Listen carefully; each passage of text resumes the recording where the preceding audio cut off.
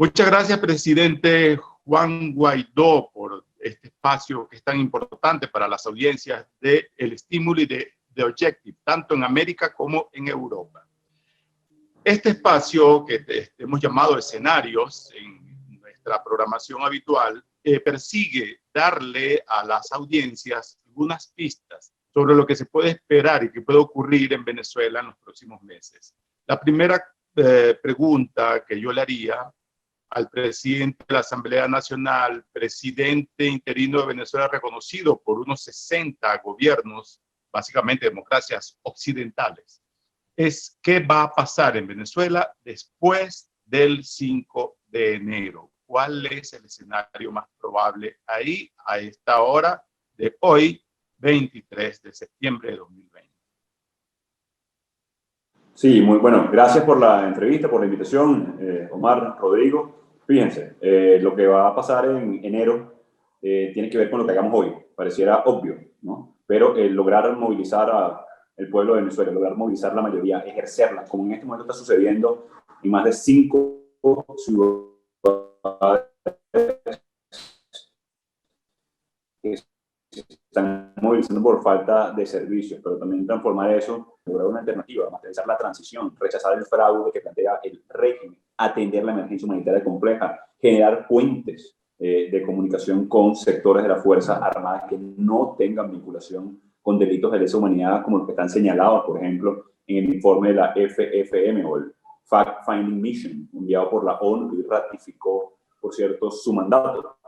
Entonces, si es con respecto a la duración del Parlamento, es un escenario distinto. Nosotros ejerceremos mandato hasta lograr una elección presidencial y parlamentaria realmente libre, justa y verificable, que son 5 las condiciones. Por cierto, la primera es el derecho a elegir y ser elegido, elemental. No es la dictadura quien decide quiénes son los candidatos. No es a través de inhabilitaciones, persecución política, cárcel política, que pueden designar candidatos. No. Lo segundo es los partidos políticos deben estar en manos de sus legítimos dirigentes. Hoy en Venezuela, como tú lo sabes, están secuestrados los partidos políticos. El cronograma electoral, la elección presidencial y parlamentaria, el árbitro designado por el Parlamento y que ofrezca garantías a todos los sectores y la observación internacional. Y esa es la lucha de hoy para poder, tener escenarios factibles de transición de cara a enero. Pero Juan Guaidó se mantendrá en la presidencia de la Asamblea Nacional y por ende reconocido como presidente interino después de enero. ¿Y cuál sería el juego político allí? Bueno, a ver, aquí hay de nuevo dos variables. Uno, en la pretensión de la dictadura de continuar usurpando funciones y también usurpar el Parlamento en un fraude que ya hoy nadie reconoce. ¿Y qué quiere decir esto? Que a diferencia del 20 de mayo del 2018, que tardamos un tiempo en explicar el intento de fraude de la dictadura, ya hoy, en este momento, a meses de ese proceso, está derrotado políticamente, internacionalmente, diplomáticamente. Nos corresponde entonces de nuevo hacer todos los esfuerzos para lograr la transición en el menor tiempo posible. De darse un escenario que continúe la usurpación del régimen de Maduro en Miraflores y pretendan usurpar el Parlamento, como lo dijo la Cátedra Constitucional de la Universidad Central de Venezuela, nosotros seguiremos en mandato hasta lograr nuestro objetivo constitucional, que es una elección presidencial, en este caso parlamentaria, realmente libre, justa y verificable con las condiciones que te hice referencia anteriormente. Entiendo que este puede ser un razonamiento complejo, inclusive desde el punto de vista jurídico, pero si ya este año se complicó ejercer el poder real, el poder efectivo, sobre todo dentro del territorio, ¿cómo podrá ocurrir eso considerando que el chavismo se apresta a montar un parlamento a su medida después del 6 de diciembre? ¿Cómo van a hacer ustedes en este movimiento opositor para mantener una presión real y convertir ese poder, ese mandato, en algo efectivo?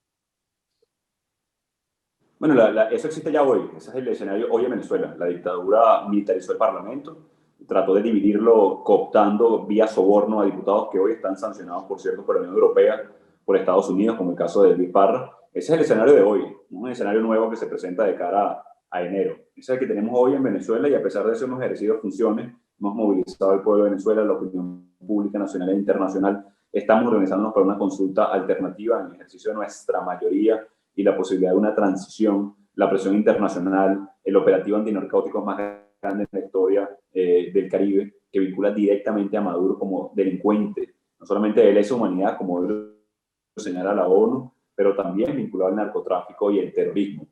Que la dictadura va a ser más ofensiva o va a ser más totalitaria, eso es una decisión de la dictadura. Eso es un riesgo que corremos todos los venezolanos. Así que en la práctica, el ejercicio político en Venezuela no es que es un riesgo hoy.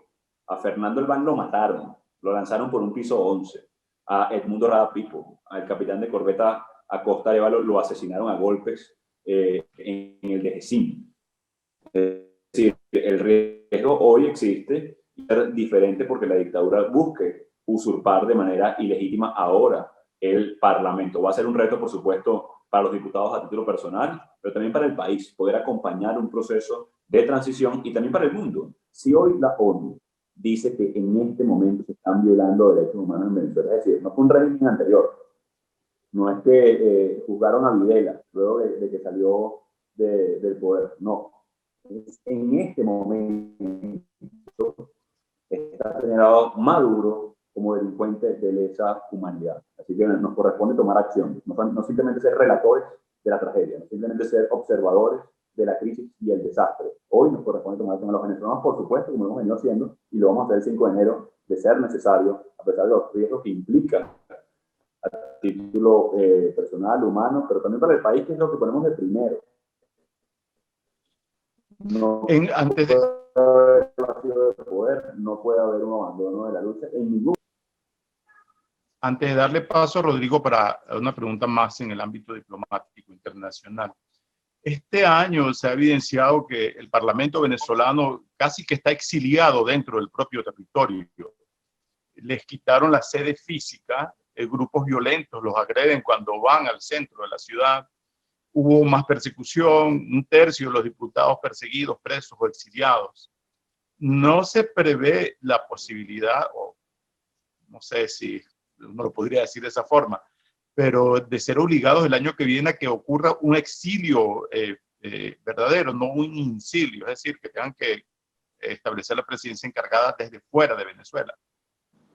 Omar, hoy en la práctica nuestro gobierno encargado, que es un gobierno que pretende reclamar, conquistar las competencias para poder lograr el gobierno de emergencia o la transición y una elección presidencial libre. Esos son los dos elementos centrales, es decir, buscar las condiciones para una elección presidencial realmente libre, reinstitucionalizar el país, ofrecer garantías a todos los sectores, atender la emergencia humanitaria compleja. Ese es el objetivo central en este momento en Venezuela dentro de nuestro gobierno encargado. Pero en la práctica es un gobierno, digamos, semi en el exilio. ¿Por qué? Porque todos nuestros funcionarios por persecución, por cárcel política, por allanamiento a sus activos, por persecución a sus familiares, han tenido que hacerse sus funciones fuera del país. El que está haciendo funciones en Venezuela soy yo. Lo que sí te puedo garantizar es que voy a seguir haciéndolo en el 2021. Le damos el pase a Rodrigo en Madrid, desde Objective, para formular sus preguntas. Adelante, Rodrigo. Muy buenas tardes, Juan Guaidó, Omar Lugo, es un placer estar hoy aquí con ustedes. Juan Guaidó, directamente sobre España, ¿cree que ha habido un cambio de postura del gobierno español con la oposición venezolana e incluso con Nicolás Maduro, sobre todo a raíz de la entrada de Unidas Podemos en el gobierno de España? Mira, formalmente el gobierno español, en voz de su canciller, en voz de todos sus representantes, han sido muy claros en el reconocimiento al Parlamento, al gobierno encargado, en la búsqueda de una solución a través de una elección presidencial y parlamentaria justa, libre y verificable. Los temas de política interna, de conformación de gobierno en España, son temas de política interna que como políticos lo entendemos muy bien, pero como venezolanos debemos agradecer la formalidad y cómo han tratado la crisis en Venezuela, no solamente en el tema político, también, por ejemplo, con el apoyo a la conferencia de donantes para refugiados venezolanos en América Latina. Como tú sabes, Rodrigo, son más de 5 millones de venezolanos en calidad de refugio en América Latina. Más, por cierto, casi igual que Siria. De continuar la dictadura, superaríamos a Siria. Los indicadores hoy de Venezuela son de un país en guerra. 70% de contracción del PIB, destrucción del aparato petrolero, 5 millones de refugiados, no tenemos acceso a bienes y servicios. Mientras hacemos esta entrevista, yo no tengo energía eléctrica en mi residencia.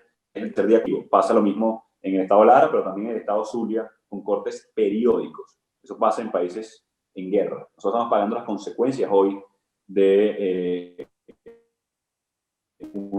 una guerra que fue en contra del Estado de Derecho y que trata a sus ciudadanos como bioterroristas. Hemos resistido también, y eso es lo que está acompañando hoy el gobierno español, la Constitución venezolana y nuestra búsqueda por democracia y libertad. ¿Y qué pasa, por ejemplo? Quiero decir, si nos planteamos en un escenario futuro en el que Maduro ya no va a estar en la escena política, que eso tarde o temprano va a suceder, ¿qué pasa si Juan Guaidó está en el poder y se encuentra con un país económicamente totalmente destrozado y con una sociedad dividida, como en cualquier crisis, como en cualquier conflicto? ¿Qué pasa con esa parte de la sociedad venezolana que es chavista convencida? ¿Cómo se gestiona eso? Y cómo se gestiona también la parte económica de una Venezuela que está en ruina ahora mismo. Mira, el factor principal de cualquier economía es uno intangible, por cierto, es la confianza. La confianza en la sociedad, la confianza en su Estado de Derecho, la confianza en la producción, la productividad. Y en este caso es lo que perdió el régimen de Maduro hace mucho tiempo. Y por eso no ha encontrado inversión foránea y por eso hoy no tiene posibilidad de pedir ningún préstamo, ninguna multilateral que lo haga efectivamente. Con un cambio de gobierno, Venezuela mantiene un potencial enorme de recuperación económica, que respete la seguridad jurídica, que no hable de expropiaciones, sino de productividad, producción, respeto a la propiedad privada, renacimiento y relanzamiento de la industria petrolera, hoy lamentablemente destruida, un potencial agroindustrial muy amplio. Pero para eso es necesario, uno, generar confianza, confianza en el país, confianza en la recuperación, y eso solamente va a pasar con la salida del dictador. Eso va a pasar inmediatamente y hemos hablado ya con muchas multilaterales, hemos presentado un plan país en las principales áreas de trabajo, primero de atención al venezolano, energía, hoy no hay gasolina, tampoco energía eléctrica, tampoco gas doméstico para cocinar, ni siquiera, se cocina con leña en gran parte de la población venezolana, pero también en la inversión extranjera, el potencial de préstamo, por supuesto la deuda, atender la que hipotecó la dictadura al país, básicamente. Eso es, lo tenemos muy claro, Rodrigo, y más que una sociedad dividida hoy, yo veo al 90% de la población bastante aglutinada por el cambio. Maduro hoy no tiene ningún tipo de respaldo popular, pero con respecto a esa población, a ese sector que hoy por alguna razón todavía respalda al régimen o a la dictadura, miren, nuestro reto es incluir a todos. Nuestro reto es sanar como sociedad. Nuestro reto no es la revancha, es la justicia. Es que sea impartida de manera clara para resarcir a las víctimas por delito de lesa humanidad, para garantizar la no repetición de ningún tipo de persecución. Ese es el reto que tenemos hoy, no solamente como gobierno encargado, como sociedad venezolana, pero también, insisto, como sociedad global. Cuando vemos un informe tan contundente de la ONU, cuando vemos el impacto que han tenido los refugiados venezolanos en América Latina, como tú sabes, en España y en Europa hay una crisis producto de la migración. Imagínate ahora en países que no contamos con la infraestructura que cuenta Europa, recibiendo esta gran cantidad de migrantes, pero también un régimen de Maduro financiando el terrorismo, con oro ilegal extraído del Amazonas, pero también financiando el narcotráfico, directa e indirectamente. A todo eso nos hemos enfrentado, Rodrigo, pero te quiero decir con interés, en nombre de todos los venezolanos, que lo hemos resistido.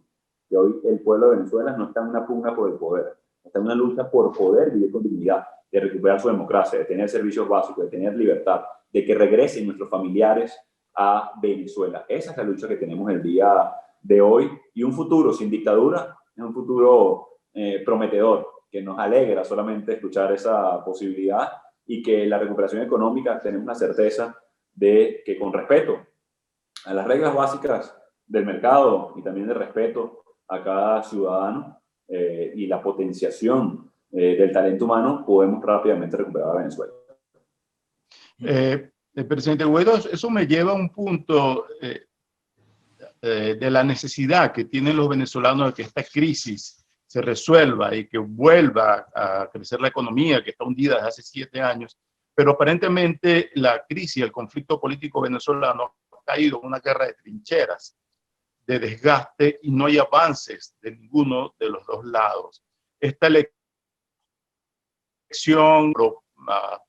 mantener este status quo y esta inactividad, la imposibilidad de conseguir financiamiento externo, la imposibilidad de que haya inversiones, un clima para las inversiones.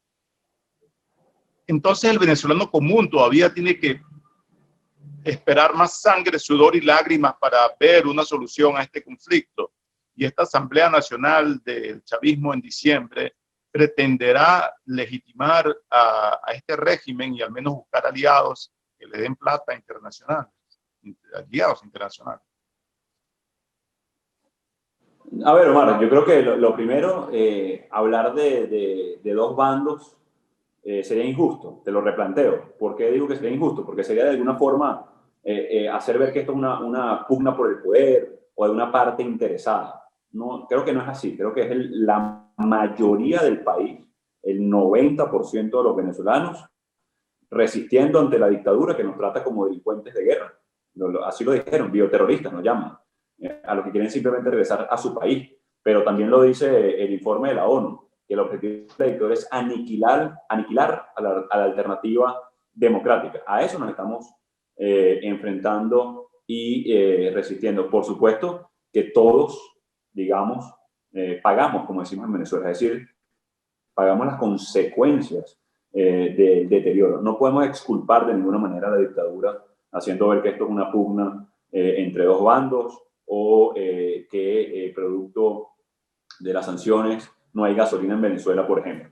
Yo creo que aquí hay que decirlo como es. Hay una dictadura en medio de un genocidio silencioso, que son unos criminales de lesa humanidad y toda una sociedad. Que nuestra primera preocupación es el venezolano. Y por eso la intención y el esfuerzo que hacemos en emergencia humanitaria compleja. Por eso hemos destinado un fondo denominado Héroes de la Salud para atender a los más vulnerables producto de la pandemia. Por eso hemos logrado de fondos protegidos por la dictadura para que no se lo roben y no terminen en cuentas personales de testaferros de la dictadura, direccionarlo directamente a la OPS de la Cruz Roja Internacional, por ejemplo. Entonces nosotros tenemos que llevar a cabo ambas luchas en simultáneo, Omar. Proteger la vida del venezolano, defendernos de la pandemia, defendernos de la emergencia humanitaria compleja, pero por supuesto luchar por la libertad y la democracia, que será la solución al conflicto que vive hoy los venezolanos en contra de una dictadura que, insisto, trata a sus ciudadanos como delincuentes. Y en un mundo tan complicado por la pandemia y por este reacomodo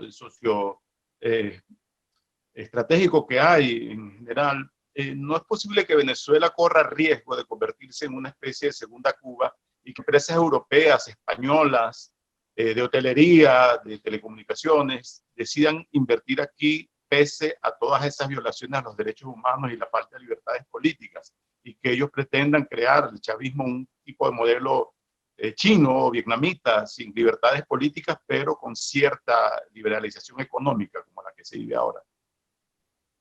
Mira, no tengamos duda de que el objetivo de la dictadura, como recoge ese informe de la ONU, es aniquilar a la alternativa democrática. Eso incluye físicamente, moralmente, políticamente, socialmente. Lo han demostrado. No han tenido ningún tipo de escrúpulos. Mientras estamos hablando, hay torturados en las cárceles de la dictadura. Han colocado electricidad en genitales de personas, desaparecidos venezolanos. Incluso, por cierto, vienen de la tendencia del régimen. Ahí hay una denuncia por parte de partidos como el Partido Comunista de Venezuela, como el mismo PPT, entre otros, que hablan de que hay ya persecución interna en la dictadura. No tenemos que tener duda que esa es la intención de la dictadura. Ahora, se han encontrado con un fuerte muro de contención. Nada más y nada menos la sociedad venezolana que quiere ser libre. La comunidad internacional que nos ha respaldado en la lucha, que hemos visibilizado la crisis, que logramos una silla en la OEA para denunciar la dictadura de Maduro, pero también la de Cuba, por cierto, y la de Nicaragua, que levantamos la voz por todo lo que sufren hoy, no solamente en Venezuela, sino en el mundo, porque es una causa común la dignidad humana, no tolerar ningún tipo de opresión.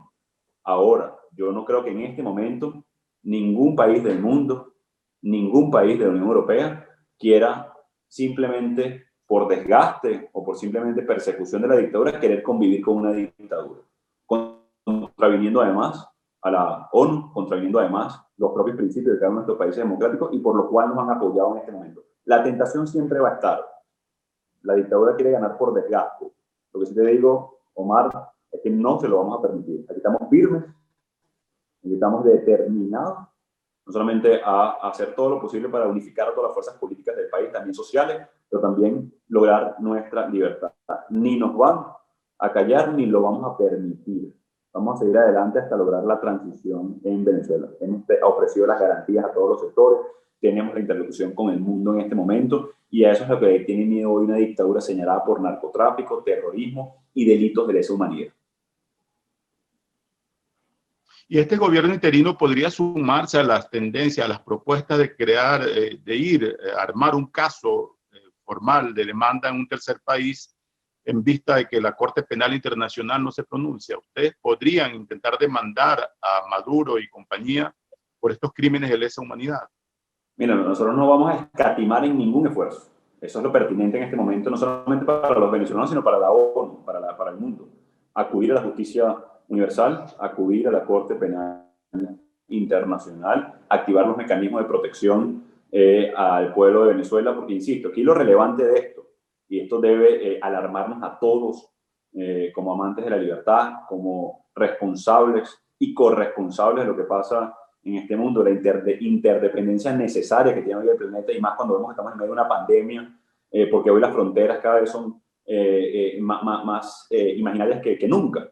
Que esto hace daño a todos, que tenemos que tomar acción, que si existe, por ejemplo, la posibilidad de proteger, responsabilidad de proteger, bueno, si está ocurriendo en este momento delitos de lesa humanidad, ¿cómo prevenimos entonces que siga sucediendo? De nuevo, vamos a ser relatores de la tragedia, vamos a ser descriptores de una crisis que ya todos sabemos, que ya todos reconocen, que ya todos caracterizan, que ya todos señalan directamente a Maduro como delito, como delincuente de lesa humanidad. Y atención con esto, Omar, primera vez en la historia de América, primera vez que un régimen en funciones, un dictador, digamos, en el ejercicio ilegal del poder, es señalado como delincuente de lesa humanidad. Nunca había pasado en América, nunca, primera vez. En pleno siglo XXI, entonces, vamos a permitir que eso suceda, cuando la información viaja ya en tiempo real, cuando podemos proteger a los venezolanos. Yo creo que hay que alzar la voz en todos los espacios que podamos, y por supuesto justicia universal, Corte Penal Internacional, el espacio de la ONU que habla de responsabilidad de proteger, entendiendo los tiempos, los mecanismos, el respeto a la soberanía, entendiendo la voluntad del pueblo de Venezuela. Hay que tomar en cuenta todas las variables para lograr una transición ordenada, de estabilidad, pero tenemos que emplearnos a fondo para ponerle fin al sufrimiento de nuestra gente. Pero considerando que incluso diputados han sido torturados y presos, ¿podrían ustedes ayudar a sustanciar esta demanda? ¿Estarían dispuestos a ir como demandantes, como víctimas? Es que lo hemos hecho desde la Comisión de Justicia y Paz del Parlamento Nacional, desde la Comisión de Política Interior del Parlamento Nacional. Uno de los relatos es el diputado, por ejemplo, Rosmith Mantilla, que ya es parte de ese informe porque fue víctima, además, de vejámenes, de tortura psicológica, entre otras cosas. Ya hoy, por supuesto, que somos parte activa, digamos, de la solución. Rodrigo, ¿alguna pregunta desde Madrid? No, yo quería solamente una cuestión más, que sería sobre la oposición venezolana en este caso. Son dos partes. Una sería que si no cree usted que la desunión entre la oposición venezolana ahora mismo perjudica a la propia oposición y beneficia al régimen. Y por otra parte, si usted pudiera regresar al pasado, ¿cambiaría algo de su estrategia política? A ver, lo primero es que porque la división no colabora, pero hoy, y a pesar de que las diferencias son más altisonantes que los acuerdos, un dirigente, dos líderes a título individual, no es la razón por la cual la dictadura sigue ahí. De nuevo sería reducir la crisis y el problema. Estamos absolutamente unidos desde el 2015 o antes a la fecha, por eso ganamos el Parlamento Nacional en el 2016, en el 2019 logramos el reconocimiento internacional y el rechazo al fraude del 20 de mayo. Hoy tenemos una unidad de propósito fuerte que tiene alguna diferencia en uno o dos dirigentes que no contaron con el respaldo ni siquiera de sus partidos. 37 partidos políticos hemos suscrito el pacto unitario en rechazo al fraude del próximo diciembre, a lograr movilizar el pueblo a través de una consulta, a lograr ampliar la base de acción humanitaria en Venezuela para atender la emergencia mientras dura la usurpación del régimen de Maduro. Vamos a seguir haciendo esfuerzos por fortalecer ese mecanismo de lucha, ese vehículo de lucha, que es la unión de los factores enfrentando a una dictadura. La dictadura invierte en millones realmente en desunir la oposición. Hacía referencia al principio del soborno pagado a diputados, en el caso de Luis Parra y algunos otros, para tratar de cooptar el Parlamento Nacional. No lo lograron. Y ese gasto que hizo la dictadura, producto, por cierto, insisto, de dinero de un testaferro hoy preso en Cabo Verde esperando justicia de ese país, llevó a casi 35 millones de euros. Atención con esa cifra. Esa operación fue lo que le costó a la dictadura, revelado por algunas investigaciones, por cierto, de portales de noticias. Ellos van a seguir insistiendo por esa vía. Nuestra labor, unificar a la mayoría, unificar a los sectores sociales, a los partidos políticos, orientar una sola lucha en este momento. Y la segunda parte de la pregunta, Rodrigo, si me la puedes repetir, por favor. Si usted pudiera regresar unos meses antes, hace Claro. 2 años, una cosa así, ¿cambiaría algo en su estrategia? Bueno, el revisar la estrategia, los errores es siempre importante, sobre todo para corregirlos, ¿no? Yo te lo replanteo de la siguiente manera porque enfrentamos a este nivel de dictadura. Por supuesto que reconocer los errores, pero no exculpar nunca lo que significa la dictadura. Entonces te lo planteo de esta manera. ¿Qué variable, qué factor, qué acción más nos hace falta para lograr la transición? ¿Por qué lo digo de esta manera? Por ejemplo, el famoso 30 de abril. ¿Cuál fue la acción en sí mismo del 30 de abril? Bueno, la interlocución con la Fuerza Armada, el movilizar a la Fuerza Armada para ponerse del lado de la Constitución, la deserción de alguna manera o la puesta del lado de la Constitución, por ejemplo, de Christopher Figuera, quien fuera director de inteligencia designado por el mismo Maduro y 12 años de Can de Chávez. Es decir, si lo vemos en frío, todas esas variables son necesarias. Hay que interactuar con la Fuerza Armada, hay que generar garantías a sectores para que se sumen. Ahora, bueno, ¿qué faltó ese día? Bueno, a lo mejor más compromiso de algunos otros sectores, más movilización de nuestra gente, mayor visibilidad de las garantías a todos los sectores para que pudieran sumarse ese mismo día. Presión, a lo mejor había unos dobles agentes que no se comprometieron con ese proceso. Entonces yo creo que habría que revisar, por ejemplo, la interlocución mejor con la Fuerza Armada, la movilización, las garantías que debemos ofrecerles para que se pongan del lado de la Constitución, por decir uno de los casos que creo que podemos reforzar, mejorar, tener mejor interacción para lograr la transición. Otro ejemplo, bueno, la mediación del Reino de Noruega. Algunos señalaron eso como un error. Ahora, ¿es un error la negociación? ¿Es un error la mediación para resolver el conflicto? En sí mismo no, pero puede ser utilizado por la dictadura para ganar tiempo, para distender el proceso de presión, para relajar a los que quisieran ponerse del lado de la Constitución. Entonces, bueno, hay que hacerla más pública, más visible, con más presión en simultáneo al régimen, a la dictadura.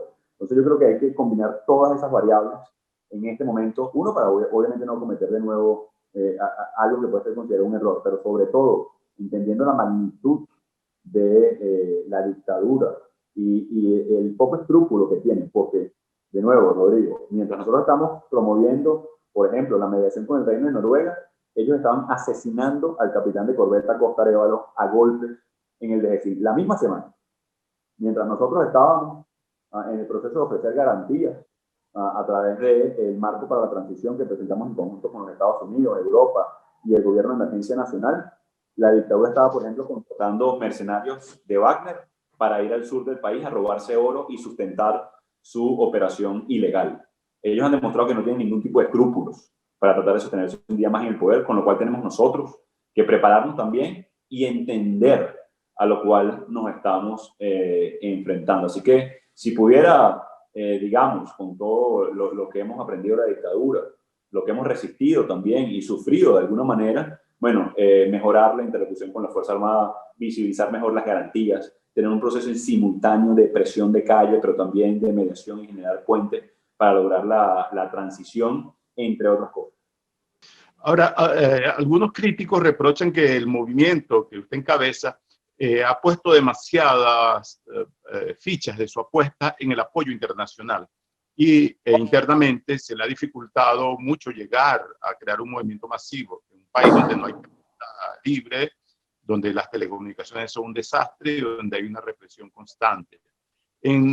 Por esa línea de pensamiento, entonces, están ustedes estudiando replantear esa estrategia, hacerla más efectiva. ¿Cuáles serán los próximos pasos en 3 platos para explicárselos a las personas? Bueno, Omar, eso habla básicamente de la movilización, de la necesaria movilización ciudadana, de la necesaria presión interna, que lo estamos viendo, por cierto, hoy, mientras conversamos, en sectores populares como del estado Yaracuy, Urachiche, Chivacoa, Aroa, entre otros. Por hablar solamente hoy del estado Yaracuy, muy vecino además del estado Lara, y además también pasando en Amazonas. ¿Qué quiero decir con esto? Que por supuesto que es necesaria la presión interna, altísima presión internacional, baja presión interna, se parece más a Cuba, como tú haces referencia, que es lo que pretende la dictadura. Por eso genera control social, por eso genera persecución a todos los sectores de la sociedad, genera miedo, entre otras cosas. Por eso hemos planteado la consulta popular como ejercicio de movilización de las mayorías en Venezuela, por eso hemos planteado la necesaria protesta, cuidándonos además del coronavirus. Venezuela tiene la tasa más alta del mundo, atención, del mundo, por muertes en el sector salud. Y repito esto, porque esto debe llamarnos también a la reflexión. La tasa de muerte más alta del mundo en el sector salud. Y la respuesta es sencilla del por qué. Porque está destruido y colapsado el sistema de salud venezolano. 52% de los hospitales no tienen agua por tubería. 52% de los hospitales no tienen agua ni siquiera. No hablar de, por ejemplo, mecanismos de bioseguridad, guantes, batas, cosas elementales en esta pandemia. Entonces, esto nos tiene que llamar la atención y en ese contexto movilizarnos, Omar, movilizarnos junto a los venezolanos que lo están haciendo ya en este momento y no lo vamos a dejar de hacer. No nos vamos a acostumbrar a la tragedia, no nos vamos a resignar, no van a lograr callar nuestras voces, vamos a seguir adelante con nuestra gente y eso es parte de la estrategia en el corto plazo y por eso hemos planteado la consulta ciudadana. ¿Y qué van a consultar en ese día? Hay 3 elementos y 3 materias que queremos consultar. La primera, precisamente la emergencia humanitaria y cómo enviar la base de acción. Hemos logrado aprobar desde el Parlamento un fondo de liberación de apenas 80 millones. ¿Y por qué digo apenas 80 millones? Porque eso es apenas el 10%, por ejemplo, de lo que le encontraron en 2 cuentas, según un diario colombiano, al testaferro de Nicolás Maduro detenido en Cabo Verde. Y a través de eso hemos logrado movilizar fondos. Queremos consultar, por ejemplo, cómo mejor utilizar los pocos fondos protegidos que tiene hoy la República. Lo segundo que queremos hacer es los mecanismos para lograr la transición. Por ejemplo, la implementación de los tratados internacionales, cómo lo aprueba o desaprueba la población venezolana. Y lo tercero, orientado a la solución a través de la elección presidencial y parlamentaria realmente libre. Son 3 materias, digamos, de consulta: emergencia humanitaria compleja, bandera de lucha con respecto a la elección parlamentaria y mecanismos para lograr la transición. Esa es la acción alternativa a la abstención, para acallar las críticas que dicen que ustedes simplemente llaman a no votar y puede perder el juego por forfeit, como en el fútbol. En Venezuela no hay abstención.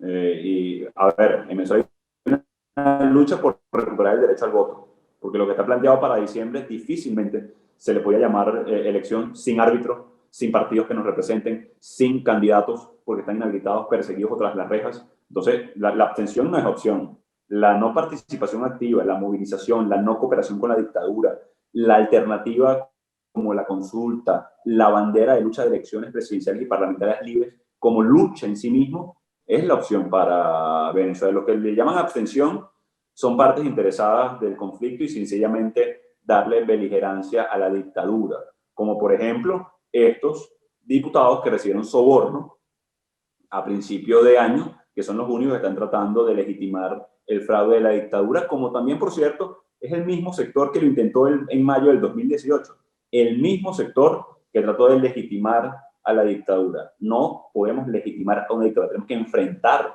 a una dictadura y transformar el derecho a elegir, el derecho al voto, en una lucha que hoy tiene Venezuela. ¿Cuántas luchas no se han dado en el mundo por el voto secreto, directo y universal. Hoy también es la lucha del pueblo de Venezuela.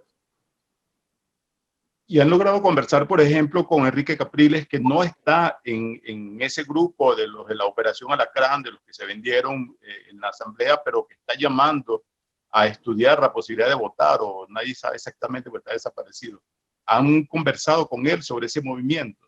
Bueno, como tú lo acabas de decir, Omar, la verdad no sabemos cuál es el llamado de ese sector, digamos, pero vamos a conversar con Enrique, con María, con todos, básicamente para lograr incorporar la mayor posibilidad y la mayor cantidad de visiones a lograr la transición en Venezuela.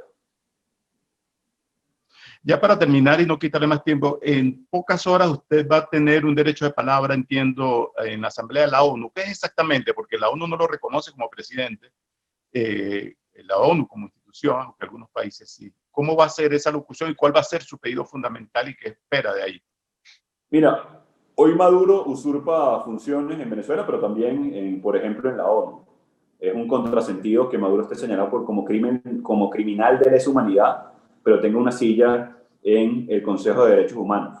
Eso nos llama a la reflexión. Tenemos que revisar cómo pasa eso en la ONU. Es un criminal de lesa humanidad señalado por la ONU, pero le dan espacio en la plenaria. Eso tenemos que revisarlo en el futuro. Eso no tiene ningún hoy sentido. Porque en la ONU, perdón, las democracias son una minoría absoluta dentro de la ONU.